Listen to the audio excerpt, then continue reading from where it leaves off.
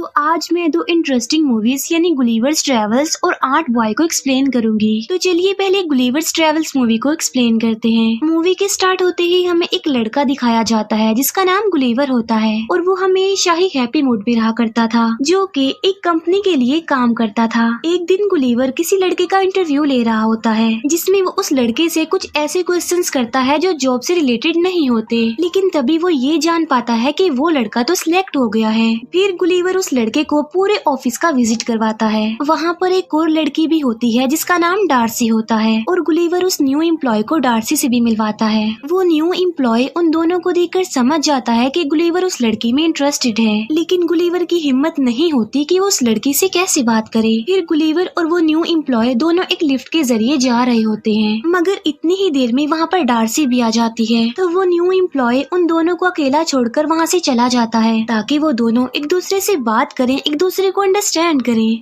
Next day हम Gulliver को देखते हैं जो कि ऑफिस में एंजॉय कर रहा होता है, लेकिन इतनी ही देर में वहाँ पर वो न्यू एम्प्लॉय आ जाता है जो गुलिवर को बताता है कि क्या तुम जानते हो कि मेरी प्रमोशन हो गई है और अब से मैं तुम्हारा बॉस हूँ। फिर वो न्यू एम्प्लॉय गुलिवर को ये भी कहता है कि तुम्हारी नेचर ही है जिसकी वजह से अभी तक तुम्हें कोई प्रमोशन नहीं मिली, इसीलिए तुम्हें अपनी नेचर को चेंज करना चाहिए, क्योंकि तुम्हारी नेचर की वजह से ही डार्सी भी अभी तक तुम में इंटरेस्टेड नहीं हुई। ये बातें सुनकर गुलिवर थोड़ा अपसेट हो जाता है और इसके बाद वो डार्सी के ऑफिस में जाता है। वहाँ जाकर वो एक फॉर्म उठा लेता है जो कि ट्रैवलिंग का फॉर्म था। डार्सी उससे पूछती है कि क्या तुम्हारा ट्रैवल में कोई इंटरेस्ट है, जिस पर गुलिवर कहता है कि यस, बहुत ज्यादा। वो बताता है कि मैं न्यूयॉर्क, इंग्लैंड, इवन इंडिया भी घूम कर आया हूँ। ये सुनकर डार्सी खुश हो जाती है और वो गुलिवर को कहती है कि फिर तो तुम्हें जरूर कुछ न कुछ लिखना चाहिए उन जगहों के बारे में जहाँ पर तुम घूम कर आए हो। लेकिन गुलिवर जब कुछ लिखने लगता है तब उसे कुछ भी नहीं याद आ रहा होता कि उसे लिखना क्या चाहिए, क्योंकि डार्सी को इम्प्रेस करने के लिए गुलिवर ने उसके साथ झूठ बोला था, जबकि वो तो कहीं पर भी नहीं गया था।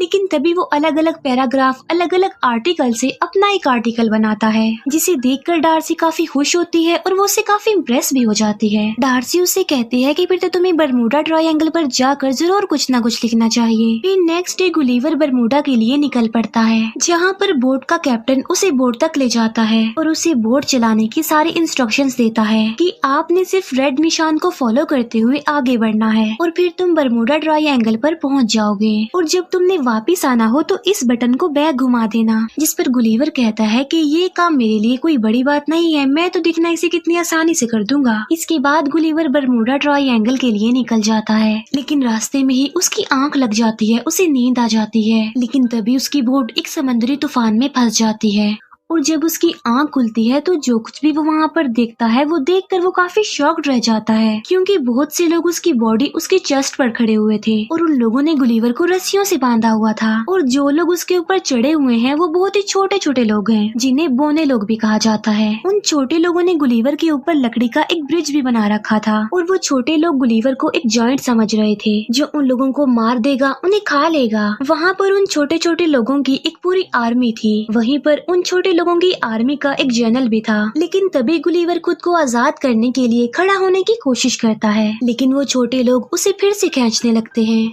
और तभी गुलिवर फिर से गिर जाता है और एक छोटा सोल्जर गुलिवर के नीचे आकर दब जाता है। फिर वो छोटे सोल्जर्स गुलिवर को खींचकर अपने किंग के पास ले जा रहे होते हैं। गुलिवर उनके किंग को कहता है कि ना तो मैं कोई जायंट हूँ और ना मैं कोई डीमन हूँ, बल्कि मैं एक नॉर्मल इंसान हूँ, और मुझे बताओ कि ये जगह कौन सी है, क्योंकि गुलिवर को अभी तक ऐसा लग रहा था कि जैसे उसके साथ कोई प्रैंक कर रहा हो। फिर वो छोटे सोल्जर्स गुलिवर को एक जगह पर कैद कर देते हैं। वहीं पर गुलिवर को एक और प्रिजनर भी मिलता है और इस प्रिजनर का नाम होरेशियो होता है, लेकिन होरेशियो गुलिवर जैसा नहीं था, बल्कि वो इन लोगों जैसा छोटा ही था। गुलिवर होरेशियो से पूछता है कि तुम यहाँ पर क्यों हो, जिस पर होरेशियो कहता है कि मैं प्रिंसेस से बहुत प्यार करता हूँ, इसीलिए प्रिंसेस के फियांसे यानी जनरल ने मुझे यहाँ पर लाकर प्रिजनर बना दिया है। और इतनी ही देर में वहाँ पर जनरल आ जाता है। गुलिवर उस जनरल को देखकर कहता है कि तुम एक बेवकूफ इंसान हो, जिस पर वो जनरल उससे पूछता है कि बेवकूफ का मतलब क्या होता है, जिस पर गुलिवर कहता है कि बेवकूफ का मतलब होता है सबसे बहादुर आदमी। इसके बाद वो जनरल खुद को बेवकूफ कहकर बुलाने लगता है। फिर एक दिन वो जनरल बैग महल की जगह गुलीवर को लगाता है और खुद उसकी सवारी करता है। लेकिन तभी उनकी किंगडम पर दुश्मन की किंगडम अटैक कर देती है और पूरे पैलेस में आग लगा दी जाती है। और तो और प्रिंसेस को भी किडनैप करने की कोशिश की जाती है। लेकिन तभी वहाँ पर गुलीवर आकर प्रिंसेस को बचा लेता है। लेकिन पूरे पैलेस में अब आग लग चुकी थी और डर की वजह से लोग पैनिक कर जाते हैं, इधर उधर भागने लगते हैं और वहाँ पर लोगों की हलचल मच जाती है। तब गुलीवर उनसे कहता है कि सुनो, इसमें कोई टेंशन वाली बात नहीं है, आग मैं बुझा दूंगा। और फिर गुलीवर वहाँ पर लगी सारी आग बुझा देता है। इसी बीच वो जनरल भी भीग जाता है। जनरल को काफी गुस्सा आ जाता है और वो वहाँ से चला जाता है। ये देखकर किंग गुलीवर से काफी खुश हो जाता है और वो उसे खाने पर इनवाइट करता है, जिस पर गुलीवर कहता है कि मैं खाने के लिए तो आ जाऊंगा, लेकिन मेरी एक शर्त है और वो ये कि होरेशियो को आजाद किया जाए। तब किंग गुलीवर की बात मान लेता है और होरेशियो को आजाद कर दिया जाता है। फिर गुलीवर किंग और उन सारे लोगों के साथ खाना खा रहा होता है। तभी किंग गुलीवर से पूछता है कि क्या तुम रिवर से आए हो, जिस पर गुलीवर कहता है कि नहीं तो मैं तो न्यूयॉर्क से आया हूँ। और तभी वो सब लोग गुलीवर को न्यूयॉर्क का प्रेसिडेंट समझने लगते हैं। ये देखकर गुलीवर वहाँ पर बड़ी बड़ी बातें करने लगता है कि किस तरह मैंने न्यूयॉर्क के साथ साथ वहाँ पर रहने वाले लोगों को भी बचाया और अब मैं न्यूयॉर्क का सबसे इंटेलिजेंट और पावरफुल प्रेसिडेंट हूँ। तब किंग गुलीवर को कहता है कि बहुत जल्द हम लोग तुम्हारी वोट ढूंढ लेंगे। फिर किंग गुलीवर के लिए एक काफी बड़ा घर बनवाता है ताकि गुलीवर वहाँ पर आराम से जिंदगी गुजार सके। फिर हम देखते हैं कि गुलीवर और होरेशियो इस बारे में डिस्कस कर रहे होते हैं कि आखिर प्रिंसेस को इम्प्रेस कैसे किया जाए। फिर गुलीवर जैसे जैसे होरेशियो को बताता है, होरेशियो सारी उसकी बातों को फॉलो करता है, जहाँ पर गुलीवर होरेशियो से वो सारी बेवकूफियों वाली हरकतें करवाता है जो वो खुद भी करता रहता है। मगर इसके बावजूद भी प्रिंसेस होरेशियो से इम्प्रेस हो जाती है। उसी रात को वो जनरल गुलीवर की बोट ढूंढ लेता है, क्योंकि जनरल जल्द से जल्द गुलीवर को वहाँ से निकालना चाहता था। बोट में गुलीवर को अपना मोबाइल मिल जाता है, जिसमें डार्सी का वॉइस मैसेज आया होता है और गुलीवर उसे सुनने लगता है। मैसेज में डार्सी ने गुलीवर को कहा होता है कि मैं तुमसे मिलने के लिए वहाँ पर आ रही हूँ। फिर हम देखते हैं कि एक बार फिर से दुश्मन की किंगडम ने उनकी किंगडम पर अटैक कर दिया है। तभी होरेशियो गुलीवर को आकर बताता है कि हमारे किंग ने किंगडम का जनरल तुम्हें बना दिया है, इसीलिए अब तुम्हें ही हमारी किंगडम की हिफाजत करनी है। फिर गुलीवर दुश्मन की किंगडम से लड़ने के लिए उनके सामने आता है। वो उन्हें समझाने की काफी कोशिश करता है कि यहाँ से वापस लौट जाओ, लेकिन दुश्मन गुलीवर की बात नहीं सुनते और पत्थरों से उस पर अटैक करने लगते हैं, जिसका गुलीवर पर जरा भी असर नहीं होता। फिर गुलीवर उनकी बोट्स को खींचकर किनारे तक ले आता है। इस तरह गुलीवर उनकी किंगडम को बचा लेता है और अब वो जनरल गुलीवर से और ज्यादा जेलस होने लग गया था। फिर गुलीवर और बाकी लोग अपनी जीत को सेलिब्रेट कर रहे होते हैं। वहाँ पर गुलीवर को एक हीरो बना दिया जाता है और तो और उसे बहुत सारी सर्विसेज भी प्रोवाइड की जाती हैं। प्रिंसेस जनरल से अपनी एंगेजमेंट तोड़ देती है, जिसकी वजह से जनरल को काफी गुस्सा आ जाता है और वो दुश्मनों के किंग के पास चला जाता है। जनरल ने गुलीवर की बोर्ड से वो मैगजीन चुरा ली थी जिसमें रोबोट बनने का सारा मेथड लिखा हुआ था। तब वो जनरल रोबोट बनकर गुलीवर के सामने आ जाता है। गुलीवर जब उस रोबोट को देखता है तो वो काफी डर जाता है और रोबोट उसे हवा में उछालकर फेंकने लगता है और सबको गुलीवर की रियलिटी पता चल जाती है और वो सबको बताता है कि मैंने जो कुछ भी कहा, जो जो बड़ी बड़ी बातें की, वो सारी झूठ थी। फिर वो जनरल गुस्से में आकर गुलीवर को बांध कर कहीं पर भेज देता है। गुलीवर एक जगह पर पहुंचता है जहां पर उसे लगता है कि अब वो अपने जैसे लोगों के बीच में आ गया है, मगर इस बार तो वो ऑपोजिट जगह पर आ गया था। पहले जहां पर वो छोटे लोगों में चला गया था और अब अपने से कई गुना बड़े लोगों में आ गया था, जहाँ पर एक बच्चे ने गुलीवर को खेलने वाले डॉल बना लिया था। और तभी गुलीवर वहाँ पर होरेशियो से मिलता है। होरेशियो उसे बताता है कि हमारे एरिया में डार्सी तुमसे मिलने आई है, लेकिन जनरल ने उसके साथ साथ किंग को भी प्रिजनर बना लिया है और अब तुम ही हो जो उनकी हेल्प कर सकते हो और उन्हें छुड़ा सकते हो। और तब रात को ही गुलीवर डार्सी और किंग के पास पहुंच जाता है। अगले दिन गुलीवर और उस रोबोट के बीच में फाइट होती है और यहाँ पर रोबोट गुलीवर पर भारी पड़ता है, क्योंकि वो गुलीवर को काफी मारता है। लेकिन होरेशियो रोबोट की कुछ वायर्स को काट देता है। तब मौका मिलते ही गुलीवर उस रोबोट को मार डालता है और इस तरह से वो लोग जीत जाते हैं। इसके बाद किंग होरेशियो और प्रिंसेस की शादी के लिए भी एग्री हो जाते हैं और डार्सी भी गुलीवर की गलतियों पर उसे माफ कर देती है। लेकिन तभी वहाँ पर वो जनरल आकर प्रिंसेस को पकड़ लेता है, लेकिन तभी प्रिंसेस खुद को छुड़ाती है और वो जनरल को पंच मारती है, जिससे जनरल प्रिंसेस को छोड़ देता है। फिर डार्सी गुलिवर के पास जाती है और यहीं पर ये मूवी एंड हो जाती है। और अब मैं एक्सप्लेन करूंगी 8 बॉय मूवी को। मूवी के स्टार्ट होते ही हमें एक बच्चा दिखाया जाता है जिसका नाम पेल नॉर्मन होता है और वो ऑलमोस्ट 12 साल का होता है। पेल का स्कूल में कोई भी फ्रेंड नहीं होता। क्लास खत्म होने के बाद पेल स्कूल के टेरेस पर जाकर बैठ जाता है। वो वहाँ पर बैठा एप्पल खा रहा होता है, लेकिन तभी पेल की नजर अपने एक फ्रेंड पर पड़ती है जिसे 2 लड़के परेशान कर रहे थे। तभी पेल उस एप्पल को ही उन लड़कों पर फेंक देता है और ऐसा करते ही वो फौरन चुप जाता है, लेकिन वो दोनों शरारती लड़के पेल को देख लेते हैं। फिर वो दोनों उसके दोस्त को छोड़कर पेल के पीछे पड़ जाते हैं। तो वो खुद को छुपाने के लिए एक घर के गार्डन में चला जाता है। उन दोनों शरारती बच्चों को पेल कहीं पर नजर नहीं आता, इसीलिए वो वहाँ से चले जाते हैं। इसके बाद पेल भी अपने घर के लिए चला जाता है। हम देखते हैं कि उसकी बॉडी पर एक आंट चढ़ गई है और वो आंट उसके गले पर पहुंचकर उसे काट लेती है और थोड़ी देर गुजर जाने के बाद वो बेहोश हो जाता है। लेकिन जैसे ही उसे होश आती है तो वो अपने घर के लिए निकल पड़ता है। पेल देखता है कि उसकी एक फ्रेंड है जिसका नाम अमेंडा है, जिसके फादर टीवी पर लाइव आ रहे हैं। इसके बाद पेल ब्रेकफास्ट करने लगता है, जहाँ उसके साथ कुछ अजीबोगरीब होने लगता है। वो मिल्क बॉक्स उठाता है, लेकिन जैसे उसे वापस रखने लगता है तो वो मिल्क बॉक्स उसके हाथ से चिपक जाता है और जब वो उसे दूसरे हाथ से हटाने की कोशिश करता है तो वो उसके दूसरे हाथ से चिपक जाता है। फिर वो उसे छुड़ाने के लिए अपने फादर को बोलता है, लेकिन फिर जैसे ही वो अपना जूस का गिलास उठाता है तो वो भी टूट जाता है।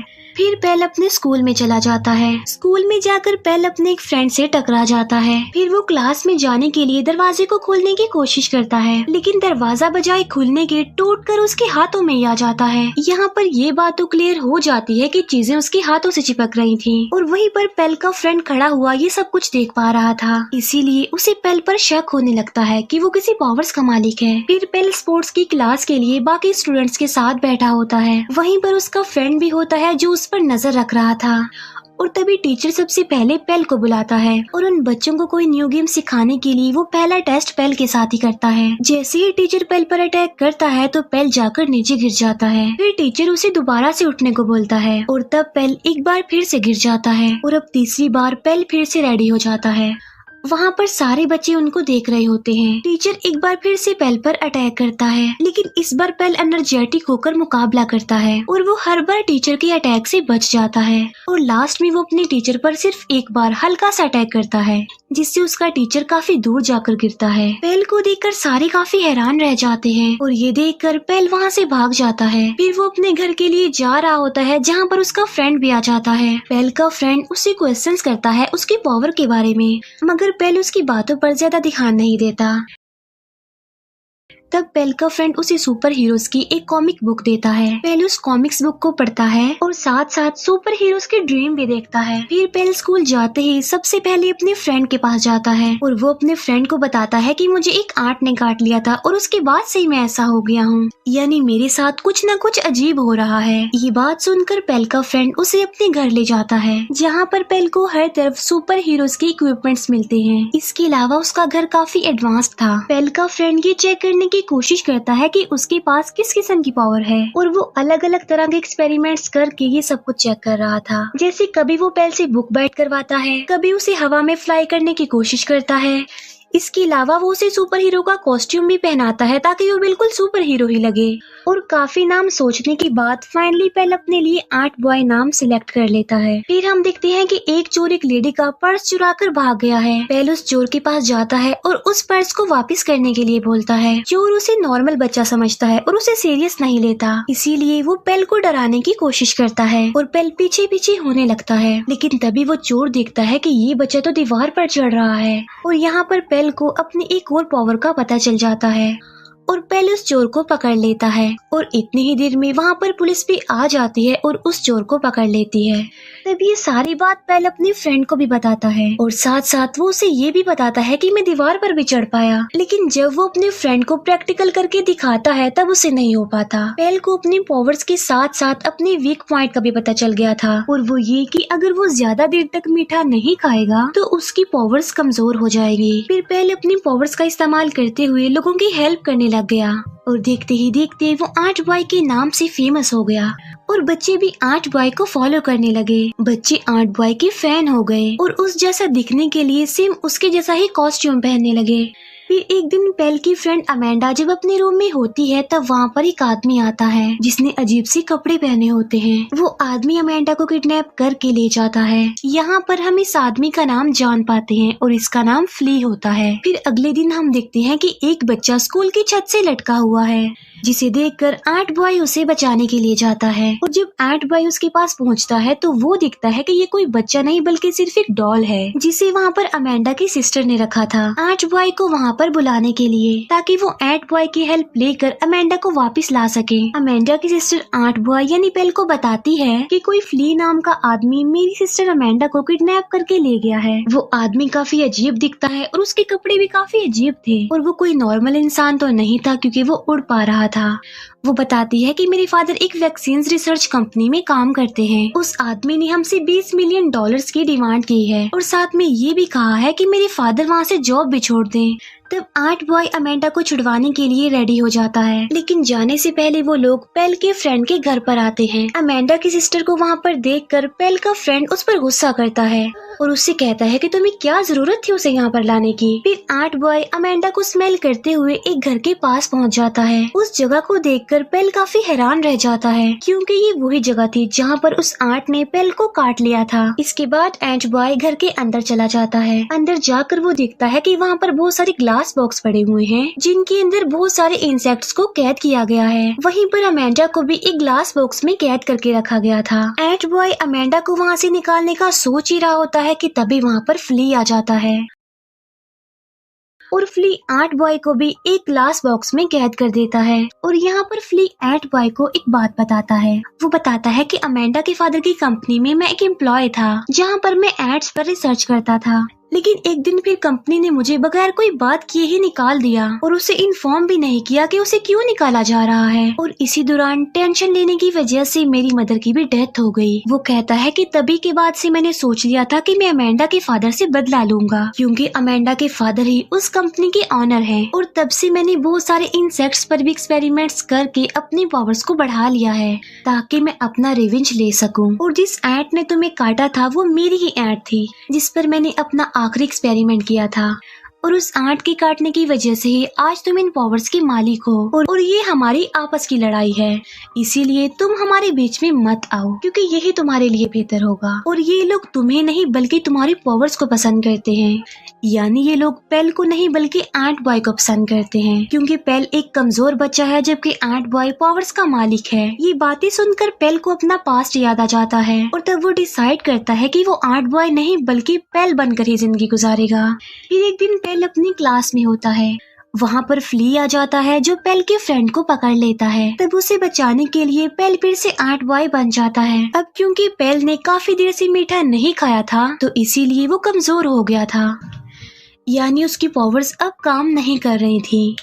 फिर फ्ली पेल के फ्रेंड को लेकर उसके सामने आ जाता है, लेकिन जैसे ही पेल एक ड्रिंक पीता है तो उसकी पावर्स वापस आ जाती हैं। लेकिन तब तक फ्ली पेल के फ्रेंड को लेकर जा चुका था। तब एंट बॉय अपने फ्रेंड का मिरर इस्तेमाल करते हुए एक जंगल तक पहुंच जाता है जहां पर उसे अपना फ्रेंड एक ट्री के साथ बंधा हुआ मिलता है।